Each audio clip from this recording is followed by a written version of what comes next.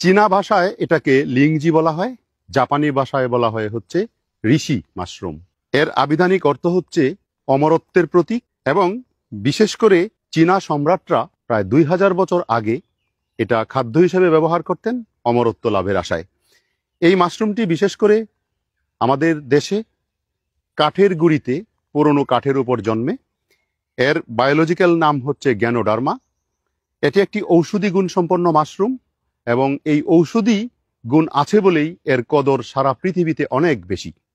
আপনি এর আকারটা দেখতে পাচ্ছেন, ফ্রুট বডিটা কত বিশাল আকৃতি হয়েছে।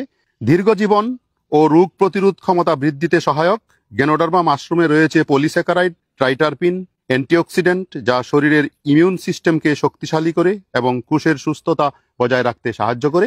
এটি বার্ধক্যজনিত বিভিন্ন সমস্যার বিরুদ্ধেও কার্যকর। লিভার সুস্থ রাখতে, মানসিক স্বাস্থ্য উন্নতিকরণে, ডায়াবেটিস নিয়ন্ত্রণে এটি বেশ কার্যকরী একটি মাশরুম। গ্যানোডার্মা অ্যান্টিব্যাকটেরিয়াল ও অ্যান্টিমাইক্রোবিয়াল গুণ সম্পন্ন একটি মাশরুম। কিডনি ফাংশন উন্নতকরণে, উচ্চ রক্তচাপ ও হৃদরোগ নিয়ন্ত্রণে সাহায্য করে। এছাড়া হজম শক্তি বৃদ্ধিতে, অন্ত্রের শক্তি বৃদ্ধিতে এই গ্যানোডার্মা মাশরুম সারা পৃথিবীতে বহুল সমাদৃত একটি খাবার এবং ঔষধ।